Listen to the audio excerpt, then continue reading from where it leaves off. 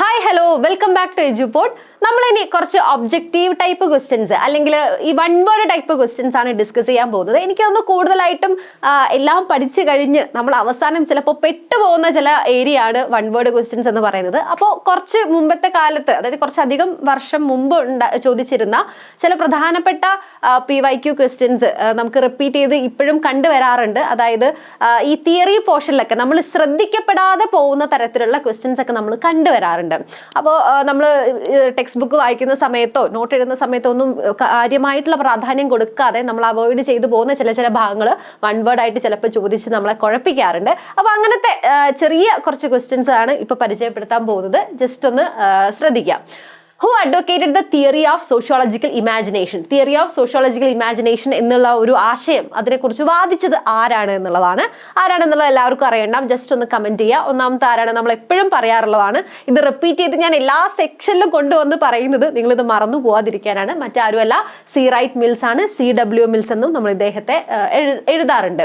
Give an example for the relation between personal problem and public issues. വ്യക്തിപരമായ പ്രശ്നവും പൊതുപ്രശ്നവും തമ്മിലുള്ള ബന്ധത്തിന് ഒരു ഉദാഹരണം നൽകുക.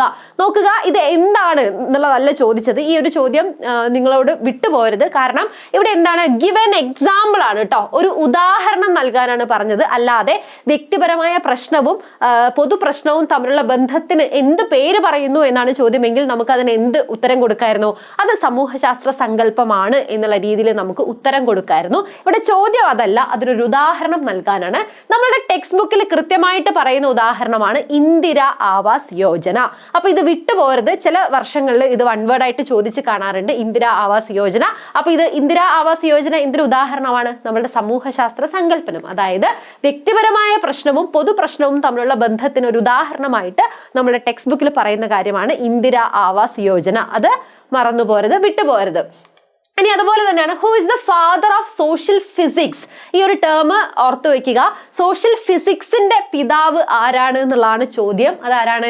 അഗസ്റ്റ് കോംറ്റെ ആണ്. August Comte. നമ്മൾ ഫാദർ ഓഫ് സോഷ്യോളജി എന്നുള്ള പേരിൽ അഗസ്റ്റ് കോംറ്റെ പഠിച്ചിട്ടുണ്ടാവും. പക്ഷേ സോഷ്യൽ ഫിസിക്സ് എന്നുള്ള ടേം കേൾക്കാത്ത ആരെങ്കിലും ഉണ്ടെങ്കിൽ ഓർക്കുക, ആദ്യകാലത്ത് സോഷ്യോളജിയെ അദ്ദേഹം വിളിച്ചിരുന്ന പേര് സോഷ്യൽ ഫിസിക്സ് എന്നായിരുന്നു. പിന്നീടാണ് സോഷ്യോളജി എന്ന് പറയുന്ന ടേം കോയിൻ ചെയ്തത്. അതുകൊണ്ട് ഈ ഒരു ടേമും ജസ്റ്റ് ഓർത്തു വെക്കുന്നത് നല്ലതാണ്. ഓക്കെ, അതുപോലെ തന്നെ who introduce the theory of social ഡാർവനിസം. സാമൂഹ്യ ഡാർവനിസത്തിന്റെ സിദ്ധാന്തം അവതരിപ്പിച്ചത് ആരാണ്? ഇത് നമുക്ക് സെക്കൻഡ് പാർട്ടിലുള്ള തിയറി ഭാഗങ്ങളിലും നമുക്ക് ചോദ്യമായിട്ട് കാണാറുണ്ട്. നമ്മളുടെ 6ാമത്തെ ചാപ്റ്റർ, ഇപ്പം 6ാമത്തെ ചാപ്റ്ററിന്റെ ഭാഗത്ത് നിന്നും ഈ ചോദ്യങ്ങൾ ചോദിക്കാറുണ്ട് വൺ വേർഡ് ആയിട്ട്. ആരായിരുന്നു? ഓക്കെ, ആരായിരുന്നു സോഷ്യൽ ഡാർവനിസം എന്നുള്ള ഒരു ആശയം അവതരിപ്പിച്ചത്?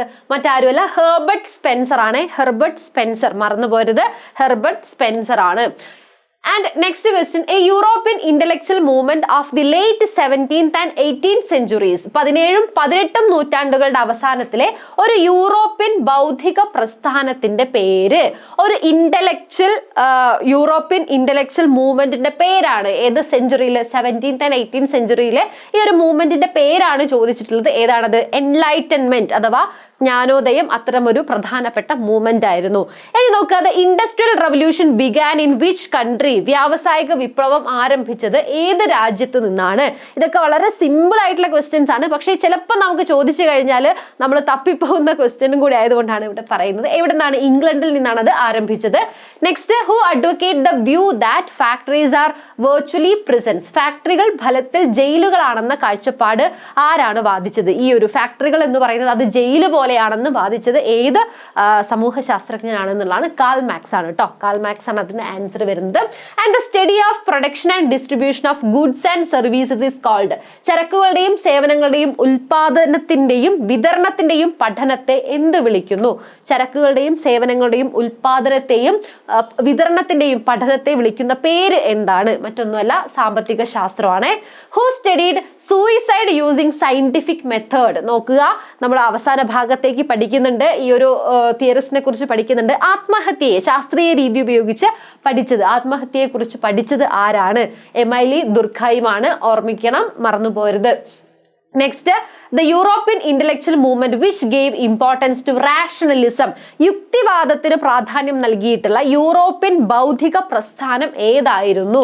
യുക്തിവാദം, റാഷണൽ തോട്ടിന് ഇമ്പോർട്ടൻസ് നൽകിയിട്ടുള്ള ഒരു പ്രധാനപ്പെട്ട പ്രസ്ഥാനം ഏതാണെന്നുള്ളതാണ്. മറ്റൊന്നുമല്ല, ജ്ഞാനോദയം, എൻലൈറ്റൻമെന്റ് ആണ്. അപ്പോൾ ഇത്തരം ചോദ്യങ്ങളും മുൻകാല വർഷങ്ങളിൽ ഈ തിയറി ഭാഗത്ത് നിന്ന് ഇത്തരത്തിലുള്ള ചോദ്യങ്ങൾ നമ്മൾ ചോദിച്ച് കാണാറുണ്ട്. അതുകൊണ്ട് തന്നെ വൺ വേർഡിൽ നമ്മൾ കോമൺ ആയിട്ട് പറയുന്ന വൺ വേർഡൊക്കെ മാറ്റി വെച്ച് ഞാൻ ഈ ഒരു കാര്യത്തിലേക്ക്, തിയറി പോർഷനിലേക്ക് വന്നത് ഇത് നിങ്ങൾ വിട്ടുപോകരുത് എന്നുള്ളത് കൊണ്ടാണ്. അപ്പോൾ ഇത്രയൊന്നും അല്ല നമ്മളുടെ കയ്യിലുള്ള വൺ വേർഡ് ക്വസ്റ്റ്യൻസിന്റെ കളക്ഷൻ എന്ന് പറയുന്നത് ഒരുപാടുണ്ട്. അപ്പോൾ അതിനായിട്ട് നമുക്ക് ബാക്കിയുള്ള എല്ലാം കൂടെ നമുക്ക് ഇവിടെ ഡിസ്കസ് ചെയ്യാൻ സമയപരിമിതി ഉള്ളതുകൊണ്ട് ബാക്കിയുള്ളതൊക്കെ നമുക്ക് എവിടെ ഡിസ്കസ് ചെയ്യാം? ലൈവിൽ ഡിസ്കസ് ചെയ്യാം. അപ്പോൾ എല്ലാവരും എന്ത് ചെയ്യുക? ലൈവ് സെഷൻ കൃത്യമായിട്ട് അറ്റൻഡ് ചെയ്യുക. താങ്ക്